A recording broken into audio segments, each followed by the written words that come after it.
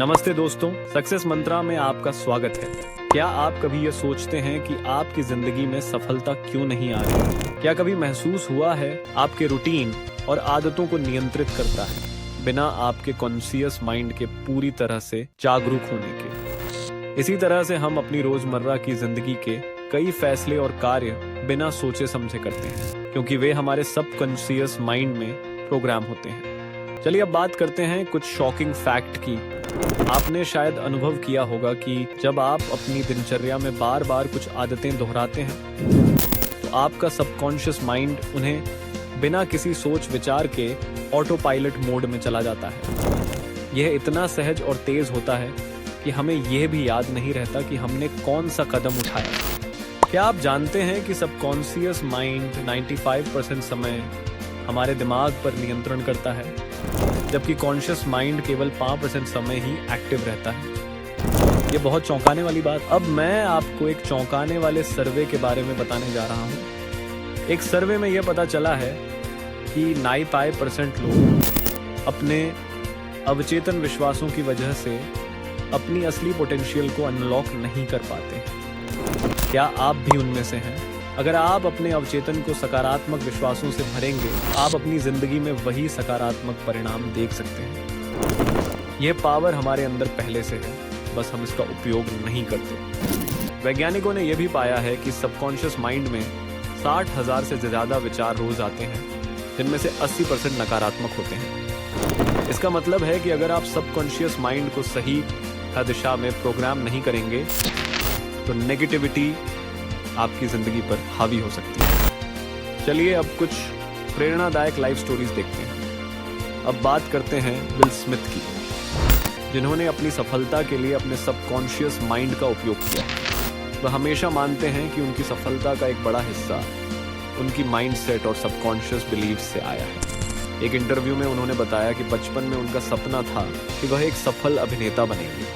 उन्होंने अपने subconscious mind को इस विचार से भर दिया कि वह एक दिन हॉलीवुड में सबसे बड़े स्टार बनेंगे, और आज उनका यह सपना सच हो चुका है। विल स्मिथ ने खुद यह शेयर किया कि वह अपनी सफलता को केवल अपनी मेहनत और टैलेंट का परिणाम नहीं मानते, बल्कि वह मानते हैं कि उनका सबकॉन्शियस बिलीफ ही उनका असली सबसे बड़ा हथियार था।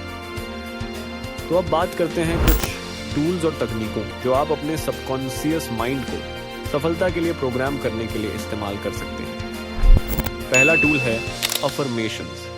अपने सबकॉन्शियस माइंड को सकारात्मक विचारों से भरने के लिए डेली अफर्मेशंस का इस्तेमाल करें। जैसे मैं अपने गोल्स को अचीव करूंगा, मैं हर दिन ज्यादा सफल हो रहा हूं। एक रिसर्च के मुताबिक अफर्मेशंस को लगातार बोलने से दिमाग में नए न्यूरल कनेक्शंस बनते हैं, जो आपकी सोच को सकारात्मक दिशा में मोड़ सकते हैं। दूसरा टूल है विजुअलाइजेशन। हर दिन अपने गोल्स को इमेजिन करें जैसे वह पहले से आपके पास है। अगर आप अपने मन में सफलता देख सकते हैं तो आप उसे अपनी जिंदगी में आकर्षित कर सकते हैं। और तीसरी तकनीक है मेडिटेशन।